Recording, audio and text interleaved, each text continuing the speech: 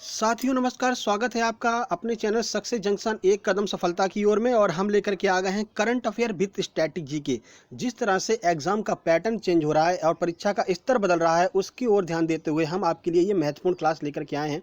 जैसा कि आपको पता है, कल IBACIO का एग्जाम हुआ है और वहाँ पर परीक्षा में प्रश्न किस तरह के आए हैं, तो UPSC जैसे प्रश्नों को दे दिया गया है वहाँ पर। ठीक है, तो पैटर्न यहाँ पर चेंज हो रहा है। तो आपकी जो परीक्षाएं आने वाली हैं, जैसे कि MPPSC, MP police, UPSI, SSC और अन्य सभी जो एग्जाम हैं, उन सभी परीक्षाओं के अब जो स्तर हैं वो चेंज होने वाले हैं।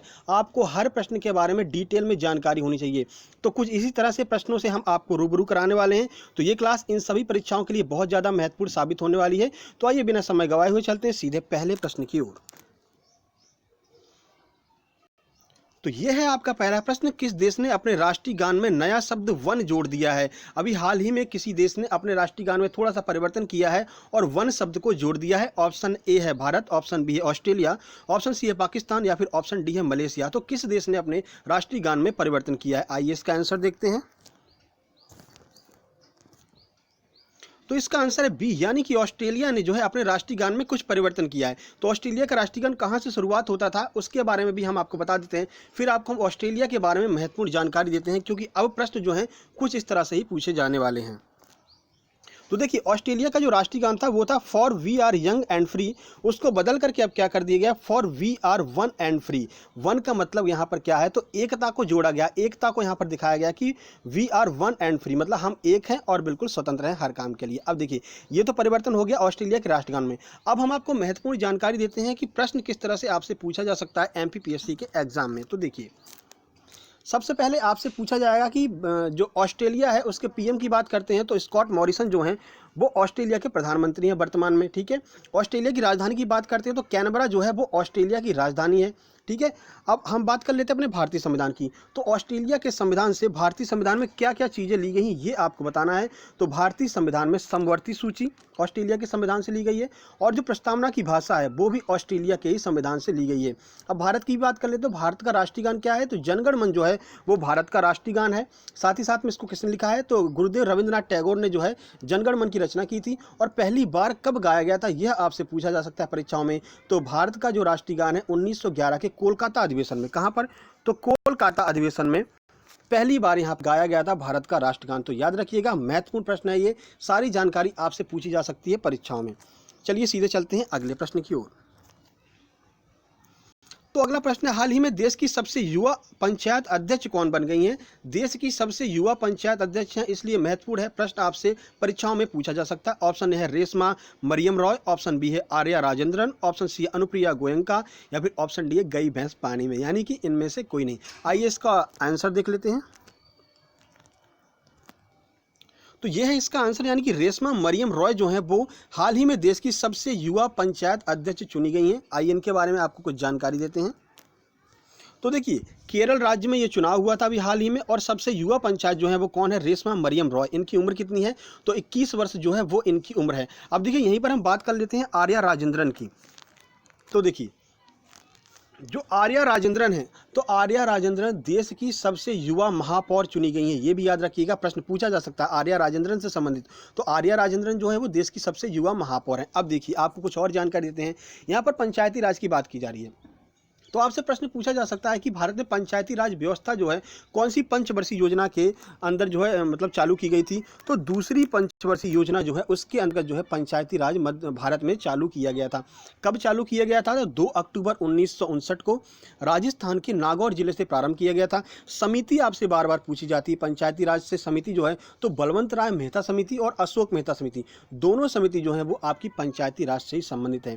तो ये सारी महत्वपूर्ण जानकारी, एक एक फैक्ट आपके लिए बहुत महत्वपूर्ण साबित होने वाला है, इस बात की ओर ध्यान दीजिएगा। चलिए चलते हैं सीधे अगले प्रश्न की ओर।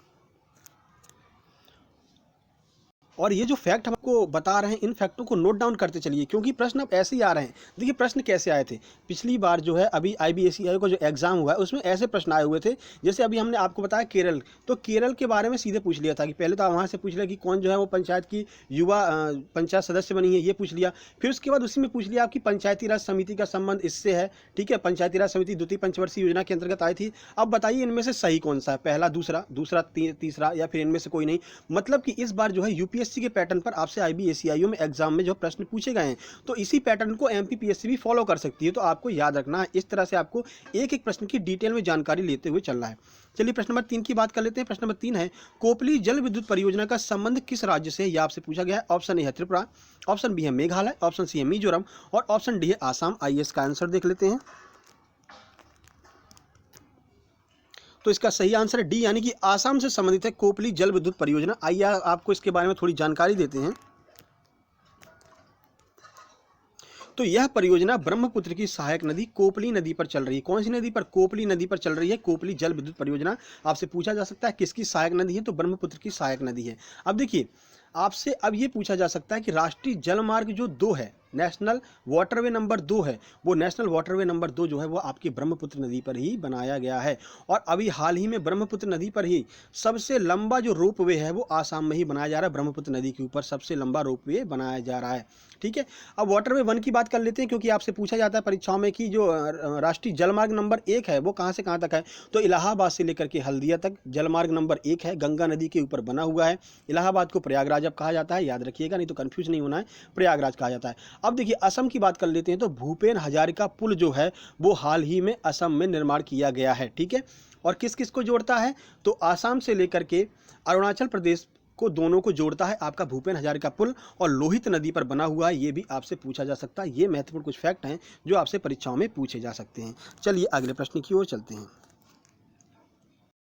अगला प्रश्न है, अमेरिका की प्रतिनिधि सभा का स्पीकर अभी हाल ही में किसे चुना गया है। अगर कोई इसको पढ़ेगा जो मतलब कि एग्जाम देने जा रहा है तो थोड़ा कंफ्यूज हो सकता है, क्योंकि अपने यहाँ क्या होता है, जो उपराष्ट्रपति होता है वही स्पीकर होता है, लेकिन यहाँ पर भाई बात कुछ अलग है। पहले इसका ऑप्शन देख लेते हैं। ऑप्शन ए है तुलसी गबार्ड, ऑप्शन बी है कमला हैरिस, ऑप्शन सी है नैन्सी पेलोसी या फिर ऑप्शन डी है माइक पेंस। आइए इसका आंसर देख लेते हैं। तो इसका आंसर सी, यानी कि नैन्सी पेलोसी जो है उन्हें अभी हाल ही में अमेरिका की प्रतिनिधि सभा का स्पीकर चुना गया है। आइए आपको कुछ जानकारी देते हैं इनके बारे में। तो अभी हाल ही में नैन्सी पेलोसी को अमेरिका के प्रतिनिधि सभा का स्पीकर चुना गया है। अब देखिए, आप यहाँ पर अमेरिका आ गया है तो आपसे कुछ प्रश्न यहाँ पर पुटअप किए जा सकते हैं। तो जैसे ये पूछा जा सकता है कि अभी हाल ही में राष्ट्रपति कौन बना है अमेरिका का, तो जो बिडेन है वो 46वें नंबर के राष्ट्रपति बने अमेरिका के। उपराष्ट्रपति की बात कर लेते हैं तो कमला हैरिस जो हैं वो 49वीं उपराष्ट्रपति, 49th उपराष्ट्रपति बनी हुई हैं अमेरिका की, और पहली महिला उपराष्ट्रपति हैं अमेरिका की। याद रखिएगा, आपसे बिल्कुल पूछा जाएगा और इसी तरह से प्रश्न परीक्षा में देखने को मिलने वाले हैं। तो पहली महिला उपराष्ट्रपति भी बनी है कमला हैरिस। वहीं पर बात कर लेते हैं तो अमेरिका के इतिहास में पहली बार महिला वित्त मंत्री पहली बनी है, कौन है, जेनेट येलेन जो है वो पहली महिला वित्त मंत्री बनी है अमेरिका की। अमेरिका की बात कर लेते हैं तो जैसे अपने यहाँ संसद होती है वैसे अमेरिका में कांग्रेस होती है, और कांग्रेस में एक होती है उनकी प्रतिनिधि सभा और दूसरी सीनेट होती है। ठीक है, तो अभी हाल ही में प्रतिनिधि सभा का स्पीकर किसे चुना गया है, तो आपको आंसर पता चल गया, नैन्सी पेलोसी को प्रतिनिधि सभा का स्पीकर चुना गया है। ठीक है, ये महत्वपूर्ण प्रश्न है। और जो बिडेन और कमला हैरिस ये दोनों लोग डेमोक्रेटिक पार्टी से संबंध रखते हैं। ये सारे प्रश्न आपसे पूछे जा सकते हैं और बिल्कुल पूछे ही जाएंगे, क्योंकि ये करंट का टॉपिक है। ठीक है, चलिए अगले प्रश्न की ओर चलते हैं। एक एक प्रश्न की आपको डिटेल में इसीलिए जानकारी दी जा रही है कि आपका एक भी प्रश्न गलत नहीं होना चाहिए। प्रश्न नंबर 5 है, हाल ही में ब्रिटेन की महारानी ने किस खिलाड़ी को नाइटहुड की उपाधि से सम्मानित किया है। ऑप्शन ए है बेन स्टोक्स, ऑप्शन बी है Lewis Hamilton, option C Aamir Khan या फिर ऑप्शन डी है मोहम्मद सिराज। आइए आंसर देखते हैं। इसका सही आंसर है बी, यानी कि लुइस हैमिल्टन को जो है वो अभी हाल ही में नाइटहुड की उपाधि से सम्मानित किया गया है। तो लुइस हैमिल्टन के बारे में हम आपको बता देते हैं। देखिए, लुइस हैमिल्टन मर्सिडीज की गाड़ी चलाते हैं। इन्होंने अभी हाल ही में माइकल शुमाकर का रिकॉर्ड तोड़ दिया है। तो एमपीपीएससी में प्रश्न सीधे से पूछा जाएगा, महारानी ने, ब्रिटेन की महारानी ने अभी इस खिलाड़ी को नाइटहुड की उपाधि दी गई है, तो इनसे संबंधित प्रमुख सत्य कथन कौन कौन से हैं। पहला पूछा जाएगा, लुइस हैमिल्टन मर्सिडीज की गाड़ी चलाते हैं। दूसरा बोला जाएगा, इन्होंने माइकल शुमाकर का रिकॉर्ड तोड़ दिया है। तीसरा पूछा जाएगा कि ये इंग्लैंड के निवासी हैं या ब्रिटेन के निवासी हैं। ये सारे फैक्ट आपसे पूछे जाएंगे। फिर आपसे पूछा जाएगा पहला दूसरा सही है, दूसरा तीसरा सही है। इस तरह से प्रश्न पूछे जा सकते हैं। तो एक एक प्रश्न की आपको जिम्मेदारी, आपकी जवाबदारी बनती है कि एक एक प्रश्न को हम अच्छे से पढ़ें, अच्छे से याद करें। चलिए एक और फैक्ट आपको बता देते हैं। तो अभी बीबीसी ने अभी हाल ही में स्पोर्टमैन ऑफ द ईयर का पुरस्कार किसे दिया है, तो वो भी लुइस हैमिल्टन को ही दिया है। ठीक है, चलिए एक बात बताइए कि नाइटहुड की उपाधि भारत में किसको दी गई थी, जिन्होंने इस उपाधि को लौटा दिया था। तो वो कौन है, गुरुदेव रविंद्रनाथ टैगोर जो हैं उन्हें नाइटहुड की उपाधि दी गई थी। और जलियांवाला बाग हत्याकांड जो हुआ था 13 अप्रैल 1919 को, उसके विरोध में रविंद्रनाथ टैगोर जी ने अपनी यह उपाधि वापस कर दी थी। तो याद याद रखिएगा। ये महत्वपूर्ण कुछ प्रश्न थे जो हमने आपको बता दिए हैं। चलिए बेन स्टोक की बात कर लेते हैं। तो बेन स्टोक जो है वो एक क्रिकेटर है, अभी हाल ही में क्रिकेटर ऑफ द ईयर का इनको अवार्ड दिया गया है। लुइस हैमिल्टन हमने आपको बता दिया, मर्सिडीज की गाड़ी चलाते हैं, ठीक है। आमिर खान की बात कर लेते हो तो यह एक रेसलर है, अरे एक्टर की बात नहीं हो रही भाई, आमिर खान रेसलर की बात हो रही है, ठीक है। मोहम्मद सिराज एक क्रिकेटर है, भारतीय क्रिकेटर है। ये सारी जानकारी आपके लिए महत्वपूर्ण हो सकती है। चलिए प्रश्न नंबर 6 की ओर चलते हैं। तो प्रश्न नंबर 6 है, अभी हाल ही में किस देश ने टैम्पोन टैक्स को समाप्त कर दिया है? ऑप्शन है जर्मनी, ऑप्शन बी है फ्रांस, ऑप्शन सी है ब्रिटेन, या फिर ऑप्शन डी है न्यूजीलैंड। आइए इसका आंसर देखते हैं। तो इसका आंसर सी यानी कि ब्रिटेन ने भी हाल ही में टैम्पोन टैक्स को समाप्त कर दिया है। अब ये टैम्पोन टैक्स क्या होता है उसके बारे में आइए हम आपको जानकारी दे देते हैं। तो सैनिटरी उत्पादों पर लगने वाला जो टैक्स है उसे टैम्पोन टैक्स कहा जाता है। तो किसने समाप्त कर दिया है? ब्रिटेन ने इस टैक्स को बिल्कुल समाप्त कर दिया है, याद रखिएगा, महत्वपूर्ण यह प्रश्न है। चलिए प्रश्न नंबर 7 की ओर चलते हैं। प्रश्न नंबर 7 है, निम्न में से किस राज्य में थाई पुसम त्योहार मुख्य रूप से मनाया जाता है? तो ये स्टैटिक का प्रश्न है, आपसे बिल्कुल पूछा जा सकता है। ऑप्शन ए है आंध्र प्रदेश, ऑप्शन बी है तमिलनाडु, ऑप्शन सी है ओडिशा, या फिर ऑप्शन डी है छत्तीसगढ़। आइए इसका आंसर देखते हैं। तो इसका सही आंसर है बी, यानी कि तमिलनाडु में जो है ये थाई पुसम त्योहार मनाया जाता है। तमिलनाडु के बारे में हमने आपको बहुत जानकारी दी है, ये बात याद रखिएगा। चलिए पहले इसके बारे में कुछ अतिरिक्त जानकारी हम आपको दे देते हैं। तो तमिलनाडु में ये जो त्यौहार है वो भगवान मुरुगन को समर्पित है। कौन सा त्यौहार? थाईपुसम त्यौहार जो है भगवान मुरुगन के लिए मनाया जाता है। इसमें क्या किया जाता है? तो पीले रंग की एक पोशाक पहनते हैं और नृत्य करते हैं। इसी में जो है जीभ से सुई में छेद कर दिया जाता है, जीभ से सुई में छेद करके पीले रंग की पोशाक पहन करके नृत्य किया जाता है। तमिलनाडु में यह मनाया जाता है। कलारी पट्टू किससे संबंधित है? तो ये भी तमिलनाडु में मनाया जाता है। कलारी पट्टू त्यौहार पोंगल से संबंधित है, याद रखिएगा। सांड की दौड़ यहाँ पर की जाती है। वो कलारी पट्टू से कुछ आपको याद आ रहा है? भारत की जो 2020 के लिए और 2021 के लिए ऑस्कर के लिए जो नामांकित की गई है जो मूवी, वो कौन सी है? कलारी पट्टू है, याद रखिएगा, महत्वपूर्ण यह प्रश्न है। चलिए अगले प्रश्न की ओर चलते हैं। प्रश्न नंबर 8 है, अभी हाल ही में अंटार्कटिका में 40वें भारतीय वैज्ञानिक अभियान का शुभारंभ किया गया है। प्रथम अभियान कहां भेजा गया था? कौन सा? अंटार्कटिका में। तो आइए पूरी जानकारी हम आपको देते हैं। पहले इसका आंसर देख लेते हैं कि पहला अभियान जो है अंटार्कटिका में कब भेजा गया था। तो इसका सही आंसर है डी, यानी कि 1981 में अंटार्कटिका में भारत का पहला अभियान भेजा गया था। आइए और कुछ जानकारी देते हैं। तो जो 40वां अभियान है वो अभी हाल ही में भेजा गया है 2021 जनवरी में, और गोवा से भेजा गया है। 30 दिन में यह अंटार्कटिका पहुंच जाएगा। अब अंटार्कटिका के बारे में आपको हम जानकारी देते हैं। देखिए अंटार्कटिका बहुत ज़्यादा महत्वपूर्ण साबित होने वाला है आगामी परीक्षाओं के लिए। क्यों? आइए बताते हैं।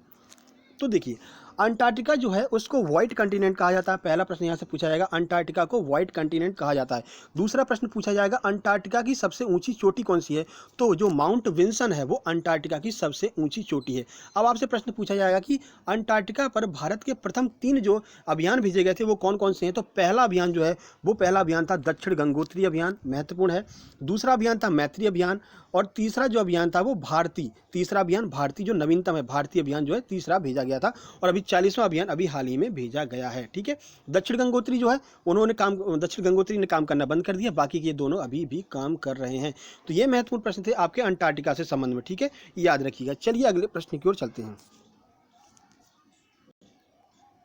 तो ये प्रश्न नंबर 9 आपके सामने। अभी हाल ही में एनडीआरएफ की पहली महिला टीम उत्तर प्रदेश के किस शहर में तैनात की गई है? तो महिला सशक्तिकरण की ओर यहाँ पर भारत ने कदम बढ़ाए हैं, और एनडीआरएफ की पहली महिला टीम उत्तर प्रदेश में यहाँ पर तैनात की गई। तो किस जिले में तैनात की गई यह आपसे पूछा जा रहा है। आइए आंसर देखते हैं इसका। ऑप्शन आपके वाराणसी, गढ़मुक्तेश्वर, झांसी और गोरखपुर है। इसका सही आंसर है गढ़मुक्तेश्वर में जो है स्थापित की गई है। आइए आपको और जानकारी देते हैं। तो उत्तर प्रदेश के हापुड़ में एनडीआरएफ की पहली महिला टीम तैनात की गई है। कहां पर? हापुड़। गढ़मुक्तेश्वर जो है वो हापुड़ जिले में स्थित है, याद रखिएगा, आपसे पूछा जा सकता है। अब आइए आपको एनडीआरएफ के बारे में कुछ जानकारी दे देते हैं। तो पहला प्रश्न आपसे यही पूछा जा सकता है कि एनडीआरएफ की फुल फॉर्म क्या है? तो नेशनल डिजास्टर रिस्पांस फोर्स जो है वो आपका एनडीआरएफ का फुल फॉर्म है। इसकी स्थापना जो है एक्ट पूछा जा सकता है, तो 2005 की एक्ट से इसकी स्थापना की गई थी, और 2006 में इसको स्थापित कर दिया गया था। तो हापुड़ के गढ़मुक्तेश्वर में पहली महिला एनडीआरएफ की टीम जो है वो चालू की गई है, याद रखिएगा, महत्वपूर्ण प्रश्न है। चलिए प्रश्न नंबर 10 और आखिरी प्रश्न की ओर चलते हैं। तो प्रश्न नंबर 10 मध्य प्रदेश से संबंधित है। इसमें हम आपको लगभग 4 से 5 महत्वपूर्ण फैक्ट जो बताने वाले हैं। आपके मध्य प्रदेश की जो एमपी पुलिस एमपीपीएससी का एग्जाम आने वाला है उसके लिए यह जो प्रश्न है, स्पेशली यह प्रश्न जो है वो बहुत महत्वपूर्ण साबित होने वाला है। मध्य प्रदेश के किस बांध पर विश्व का सबसे बड़ा फ्लोटिंग प्लांट स्थापित किया जाना प्रस्तावित किया गया है? बहुत महत्वपूर्ण प्रश्न है, करंट अफेयर 2021 का है और ये पूछा ही जाएगा। ऑप्शन ए है इंदिरा सागर बांध, ऑप्शन बी है गांधी सागर बांध, ऑप्शन सी ओंकारेश्वर बांध, या फिर ऑप्शन डी है बाण सागर बांध। आइए इसका आंसर देखते हैं। इसका सही आंसर है सी, यानी कि ओंकारेश्वर बांध पर पहला विश्व का पहला जो है फ्लोटिंग प्लांट स्थापित किया जाएगा। आइए आपको जानकारी देते हैं इसके बारे में। तो ओंकारेश्वर बांध सबसे पहले आपको याद रखना है नर्मदा नदी पर स्थित है ओंकारेश्वर बांध, ठीक है। तो ये तो आपको पता चली गया। आइए अन्य बांधों के बारे में आपको हम जानकारी देते हैं।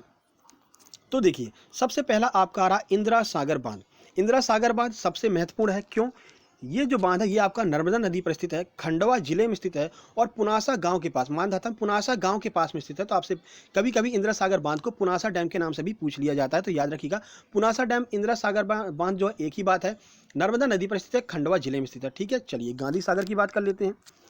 तो गांधी सागर बांध चंबल नदी पर स्थित है और कहां पर? मंदसौर जिले में स्थित है। मंदसौर में चंबल नदी पर गांधी सागर बांध स्थित है, ठीक है। बाकी ओंकारेश्वर के बारे में हमने आपको बता ही दिया। ओंकारेश्वर बांध जो है वो ओंकारेश्वर में स्थित है, नर्मदा नदी पर स्थित है, ठीक है। चलिए बाण सागर बांध की बात कर लेते हैं। तो देखिए बाण सागर बांध जो है वो सोन नदी पर स्थित है, शहडोल जिले के देवलोंद में बाण सागर बांध स्थित है। बाण सागर बांध को याद करने की एक ट्रिक हम आपको बता देते हैं। तो सोने का बाण ऐसे आप याद कर सकते हैं, सोने का बाण यानी कि सोन नदी पर बाण मतलब बाण सागर बांध। तो सोन नदी पर बाण सागर बांध स्थापित किया गया है। ये सारे के सारे प्रश्न आपके लिए बहुत महत्वपूर्ण है, आपके एमपी के एग्जाम में ये सारे प्रश्न पूछे जा सकते हैं। तो ये महत्वपूर्ण 10 प्रश्न थे जो आपके करंट अफेयर को क्लियर कर रहे हैं, स्टैटिक जीके को क्लियर कर रहे हैं और एमपी करंट के प्रश्नों को भी क्लियर कर रहे थे, ठीक है। तो आइए चलते हैं अगले स्लाइड की ओर चलते हैं। अगली स्लाइड देखिए, आपके लिए महत्वपूर्ण हो या ना हो, हमारे लिए बहुत महत्वपूर्ण है। आइए दिखाते हैं। थैंक यू, ये क्या दिख रहा है? जी हाँ, थैंक यू कि आपने ये वीडियो को पूरा देखा है, हमारा सहयोग किया है आपने। अगर आपको ये वीडियो पसंद आई हो तो क्या करना है आपको? बस मात्र 2 काम करने। देखिए, सबसे पहले चैनल को सब्सक्राइब कर लीजिए, क्योंकि अब आपको ये डेली ऐसे ही वीडियो आपको देखने को मिलने वाले हैं, क्योंकि परीक्षा का जो स्तर चेंज हो रहा है, तो परीक्षा के स्तर के आधार पर हमने ये वीडियो बनाया है, ठीक है। उसके बाद में ये वीडियो अगर आपको पसंद आया हो तो वीडियो को लाइक कर दीजिए। बाकी शेयर तो आप कर ही देंगे ना, कि शेयर के लिए भी कहना पड़ेगा भाई, शेयर कर देना अपने दोस्तों को जिनको नहीं पता है कि कुछ इस तरह की तैयारी सक्सेस जंक्शन यूट्यूब चैनल पर कराई जा रही है, ठीक है। तो उम्मीद करते हैं आप चैनल को सब्सक्राइब करेंगे, वीडियो को लाइक करेंगे, दोस्तों को शेयर करेंगे। जल्दी मिलते हैं एक नई वीडियो में, तब तक के लिए नमस्कार।